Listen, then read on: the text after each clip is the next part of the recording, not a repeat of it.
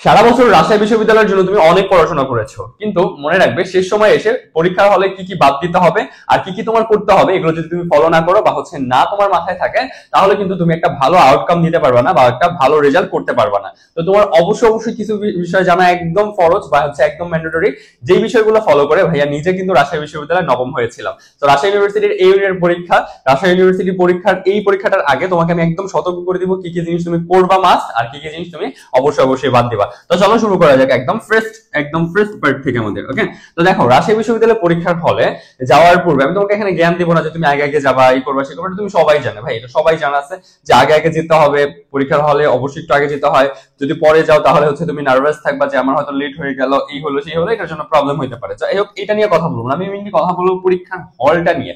এই পরীক্ষার হলের এই যে 1 ঘন্টা সময় আছে, এই 1 ঘন্টা সময় যে যত ভালোভাবে কাজে লাগাইতে পারে সে কিন্তু এই জায়গাটাতে সবচেয়ে ভালো একটা আউটকাম দিতে পারে, তাই তো? এখন এই 1 ঘন্টা সময়ের ভিতরে মনে রাখবা তোমার এমসিকিউ তুমি সলভ করার জন্য ফার্স্ট কিছু সময় তোমার যাবে, তাই না? ফার্স্ট কিছু সময় তোমার এটার জন্য যাবে, কিন্তু এর পরবর্তী যে সময়টা প্রশ্ন দেওয়ার পর থেকে প্রশ্ন দেওয়ার মানে প্রশ্নটা বা এমসিকিউ যে কালেক্ট করে আগ পর্যন্ত 1 ঘন্টা, এই টাইমটার ভিতরে তোমার ফার্স্টে তোমার হাতে প্রশ্নটা দেওয়া হবে, তাই না? প্রথমে তোমার হাতে কি দেওয়া হবে? প্রশ্নটা দেওয়া হবে, তাই তো? প্রশ্নটা তুমি পাইলা, প্রশ্নটা পাওয়ার পরে মনে রাখবা যে তুমি একদম ফ্রেস্টে তোমার যেটা কাজ সেটা যে তুমি প্রথম থেকে করো আর শেষ থেকে করো। যে সাবজেক্টটা তুমি ভালো পারো ওই সাবজেক্টের সেকশনে তুমি ঢুকে ওই সাবজেক্টটা তুমি আগে দেখাবা, যেটা নিজে আমি ফলো করতাম। ঠিক আছে, দেখা গেছে আমি ইংলিশটা ভালো পারতাম, যার কারণে আমি ইংরেজিটাতে আগে দাগাইছি। তোমার যদি মনে হয় তুমি জিকে ভালো পারো, তুমি যদি মনে হয় তোমার বাংলা ভালো পারো, তুমি ওই পার্টটাকে আগে তুমি দাগাবা। ঠিক আছে, তো তুমি দাগাইলা, এইভাবে করে তুমি সেকেন্ড যেটা ভালো পারো সেটা দাগাইলা, এন্ড যেটা একটু মোটামুটি কম পারো সেটা দাগাবা। এরপরে এইভাবে তুমি 3টা স্টেপে তুমি আগাইলা। ওকে, আগানোর পরে মনে রাখবা এই জিনিসটা, এই যে পুরো প্রশ্নটা একবার পড়া, একবার পড়ে তোমার এমসিকিউ ভরাট করা, এই ফার্স্ট যে পার্টটা এইটা তুমি তোমার আধা ঘন্টার ভিতরে শেষ করবে। 30 মিনিটসের ভিতরে তুমি যেটা 100% শিওর, যেগুলো তোমার কমন আসবে বা তোমার বাড়তেছো, ওগুলো তুমি দাগাবা। এখন কথা যে ভাইয়া তাহলে এর পরবর্তী সময় আমার কি করণীয় আর কি কি জিনিস হইতে পারে? দেখো, তোমাকে এই পরবর্তী পার্টটা বলার আগে আরেকটা জিনিস একটু আমি এখানে বলি, একটা সতর্কীকরণ কথা।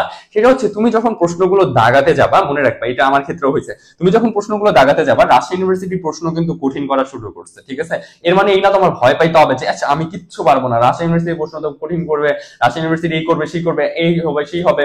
কিন্তু তোমার এগুলো নিয়ে ভাবার কোনো প্রয়োজন নাই। মনে রাখবা যে এই জায়গাটাতে এসে এই যে প্রশ্নটা তুমি যখন পাবা, তোমাকে এমন কিছু প্রশ্ন দিবে, হাতে গোনা 5 থেকে 6টা বা 6 থেকে 7টা পর্যন্ত হইতে পারে, 5, 6 অথবা 7, 5, 6 অথবা 7টা প্রশ্ন তুমি এমন পাবা যেটা তুমি তোমার জীবনে চোখে দেখো না, যেটা আমি আমার জীবনে হয়তো চোখে দেখি না, এরকম টাইপের। ঠিক আছে, এটার অ্যান্সার খুঁজে বের করা যায় অনেক চেষ্টা করে, বাট ওইটা কখনো কোথাও পড়ো নাই বা কোথাও থেকে তুমি পাচ্ছই না, এরকম টাইপের প্রশ্ন তুমি 5-6টা পাবা। এখন ভাইয়া এই যে 5-6টা প্রশ্ন, এই 5-6টা প্রশ্ন তাহলে কেন দেওয়া হবে? মেইনলি 5-6টা প্রশ্ন দেওয়াই হবে তোমাকে পাজেল করার জন্য, তোমাকে সম্পূর্ণ মাথার যে ব্রেইন আছে ব্রেইনের ফাংশনিংটা অফ করানোর জন্যই তোমাকে 5-6টা 7টা কোশ্চেন দেওয়া হবে। কেন জানো? তুমি যখন ধরো কথার কথা তুমি বাংলাটা ভালো পারো, হ্যাঁ ধরো তুমি বাংলাটা ভালো পারো, বাংলার ভিতরে দেখলা তুমি শুরুতেই অথবা মাঝে দেখলা এরকম 3টা প্রশ্ন দেওয়া আছে বা 3-4টা প্রশ্ন বা 2-3টা প্রশ্ন দেওয়া আছে, যে প্রশ্ন তুমি জীবনে চোখে দেখো না, শুরুর দিকেই ধরো আছে, তখন কি হবে তুমি জানো? তোমার মনে হবে আয় হায় আমি তো 1টা পারলাম না, 2টা পারলাম না। যখন তুমি 3টাই পারবা না, পরপর 3টা পারবা না, তখন মনে হবে আয় হায় রে আমি তো কিছুই পারি না। এই যে সময় তোমার ব্রেইনে যে প্রেসারটা খাবে, তুমি যেই রকমের পাজেল হবা, এই পাজেল হওয়ার কারণে তুমি দেখা গেছে পরবর্তী প্রশ্নগুলো দাগাতেই পারবা না, পারা প্রশ্নগুলো তুমি ভুল করে রেখে চলে আসবা। ঠিক আছে, এরকম প্রত্যেকটা সাবজেক্টের ভিতরে তুমি পাবা যেগুলো শুধুমাত্র তোমাকে পাজেল করার জন্যই দেওয়া হবে। জাস্ট স্কিপ ওই প্রশ্নগুলো, জাস্ট স্কিপ। যদি তোমার মনে হয় যে এটা হইতে পারে, আমি মোটামুটি শিওর, তাহলে তুমি দাগাও, নাইলে জাস্ট স্কিপ। ওকে, এখন কথা ভাইয়া প্রশ্ন তো আসে 80টাতে এমসিকিউর মার্ক আমাদের 100। এখন এই 80টার ভিতরে আমি কয়টা প্রশ্ন দাগাবো? একটা প্রশ্নের মান দেওয়া থাকে আমাদের 1.25 করে, তাহলে আবার নেগেটিভ মার্ক আছে আবার 0.25। তাহলে আমি দাগাবো কয়টা প্রশ্ন? এটার ভিতরে দাগাবো কয়টা? মনে রাখবা তুমি সর্বোচ্চ সংখ্যক এই জায়গায় প্রশ্ন দাগানোর চেষ্টা করবা। এখন ভাই সর্বোচ্চ সংখ্যক বলতে কত বুঝাচ্ছেন? দেখো এখানে তোমার সর্বোচ্চ সংখ্যক বলতে আমি বুঝাচ্ছি, দেখো এখানে তোমার 80টা প্রশ্ন না, 80-র ভিতরে তুমি 70 যদি আপ পারো তুমি দাগায় আসো, 70 আপ যদি তোমার পসিবল হয় দাগায় আসো। এখন কিভাবে দাগাবো? মনে রাখবা তোমার এইখান থেকে এটা আমার ক্ষেত্রে হয়েছিল যে এইখান থেকে দেখা যাবে তুমি 50টা 60টা প্রশ্ন তুমি পারতেছো, বাকি প্রশ্নগুলো তুমি পারবা না। এটা কাইন্ড অফ একদম ন্যাচারাল জিনিস, হ্যাঁ এটা একদম ন্যাচারাল জিনিস যে 50টা বা 40টা বা দেখা গেছে 40, 50 বা 60টা পর্যন্ত তুমি পারতেছো, এরপরে তুমি পারবা না, 60টাও পারবা না। সাধারণত দেখা যায় কিছু কিছু প্রশ্ন এরকম তুমি নাও পারতে পারো। এখন তুমি ওইখানে 100% 100% শিওর যেহেতু প্রশ্ন তুমি 50টা পাইছো বা 40টা পাইছো, এরপরে তুমি যেগুলো হচ্ছে 50-50 বা 60-40 শিওর, হ্যাঁ তুমি 60% শিওর অথবা ধরো হচ্ছে তুমি 50% শিওর, এই প্রশ্নগুলো তুমি এখানে দাগায় রেখে আসো। তুমি যেটাকে গেস করতে পারতেছো যে হ্যাঁ এটা হইতে পারে, ওইটাকে তুমি দাগায় রেখে আসবা। কেন?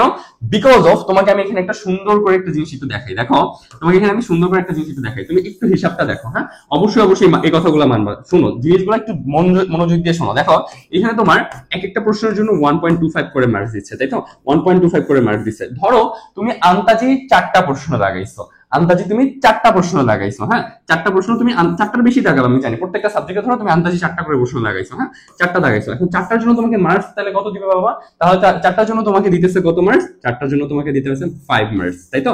4টার জন্য তোমাকে মার্কস দিতেছে 5। এখন ধরো 4টার মধ্যে তোমার 3টাই ভুল, 4টার ভিতরে তোমার 3টাই ভুল, তাহলে তোমার মার্কস কত যাবে এখান থেকে কাটা?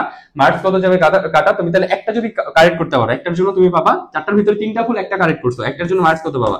1.25, তাই তো? 1.25। এখন তোমার কাটা গেছে কয়টা? 3টা। কাটা গেছে কয়টা? 3টা। এখন তাহলে তোমার এই জায়গা থেকে যদি 3টা কাটা যায়, 3টার জন্য তুমি নেগেটিভ মার্ক কত খাবা? তাহলে তোমার নেগেটিভ মার্ক কত খাইতেছো 3টার জন্য? 3টার জন্য তুমি নেগেটিভ মার্ক খাবা হচ্ছে 0.75, মানে হচ্ছে 0.75 মার্কস তোমার এখান থেকে যাবে। তাহলে তোমার হাতে এখন পর্যন্ত মার্কস কত থাকতেছে একটু হিসাব করছো?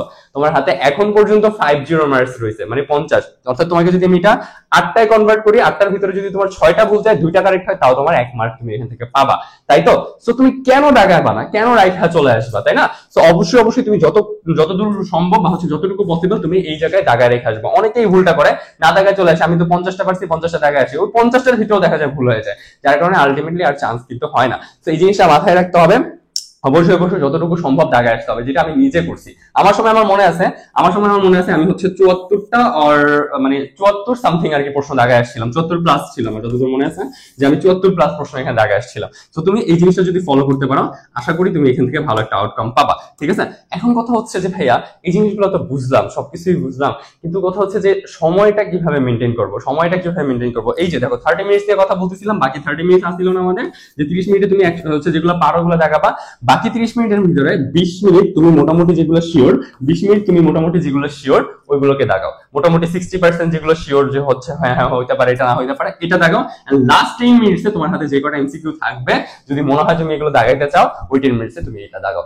এভাবে করে তুমি 1 ঘন্টাকে ভাগ করো, 1 ঘন্টাকে ভাগ করে তুমি সামনের দিকে আগাও, তুমি একটা ভালো রেজাল্ট করতে পারবে আশা করি। তো আমি তোমাকে হয়তো বুঝাইতে পারছি যে এক্সাম হলে তোমাকে কি কি করতে হবে। আরেকটা জিনিস একটু মাথায় রাখতে হবে, সেটা হচ্ছে তুমি যখন এমসিকিউ গুলো ফুলফিল করতেছো বা ভরাট করতেছো এমসিকিউ গুলো, এটা একটু অবশ্যই সাবধানে লাগাবা, হ্যাঁ? তোমার যেটার সেকশনে যেটা থাকে, যেটার জায়গায় যেটা থাকে, এটা অবশ্যই লাগাবা, ঠিক আছে? আর হচ্ছে রেজিস্ট্রেশন, রোল নাম্বার, এগুলো তো অবশ্যই ঠিকভাবে লাগাবা। বিকজ অফ মনে রাখবা যে হচ্ছে তোমার রোল রেজিস্ট্রেশন ভুল হলে কিন্তু প্রবলেম হয়ে যায়, এই জিনিসগুলো একটু খুব ভালোভাবে দেখে তারপরে দাগাবা। আর এমসিকিউ একটার জায়গায় আরেকটা দাগাও না। আমরা অনেক দেখছি এরকম যে হচ্ছে দেখা গেছে ধরো তুমি 2 এর প্রশ্ন দাগাইতেছো বা হচ্ছে 3 এর প্রশ্ন দাগাইতেছো, 3 এর হচ্ছে এমসিকিউ সলভ করতেছো, ধরো এই 4টা অপশন, 3এরটা যায় তুমি দাগাই দিছো 2 এর ভিতরে, 3এরটা দাগাই দিছো 2 এর ভিতরে, আবার দেখে 2 এরটা 4 এর ভিতরে, এরকম করে এক সিকোয়েন্সে 4 5 6 তুমি ভুলে হচ্ছে সিকোয়েন্স মিস করে তারপরে দাগাই গেছো। এরকম যদি হয় তাহলে কিন্তু তোমার সম্পূর্ণ প্রশ্নগুলো, পারা প্রশ্নগুলো কেটে দিবে। সো অবশ্যই দেখবা যে তুমি 3এরটা 3ই দাগাইতেছো কিনা, 4এরটা 4ই কিনা, 5এরটা 5ই কিনা, 10এরটা 10ই কিনা, এইভাবে করে তারপর তুমি একটু অবশ্যই হচ্ছে মানে সতর্ক হয়ে তারপর প্রশ্নগুলো দাগাবা। তোমাকে আমার সতর্ক করার জন্য যা যা বলার ছিল, পরীক্ষা হলে যা যা করণীয়, এই জিনিসগুলো বোঝানোর জন্য এই ভিডিওটা দেওয়া। তো তুমি হচ্ছে এই জিনিসগুলো ফলো করো। Best of luck. আমি আশা করি তোমার সাথে আমার দেখা হবে রাজশাহী ইউনিভার্সিটিতে, আশা করি দেখা হবে আমার নিজের ক্যাম্পাসে, আশা করি দেখা হবে রবীন্দ্র ভবনে। আমি জানি তোমার টার্গেট আছে ল, আশা করি তোমার সাথে আমার রবীন্দ্র ভবনে দেখা হবে ইনশাল্লাহ। তো আজকে এই পর্যন্তই থাকছে। Best of luck for your next journey, বা হচ্ছে best of luck for your exam. আজ এই পর্যন্তই, ধন্যবাদ।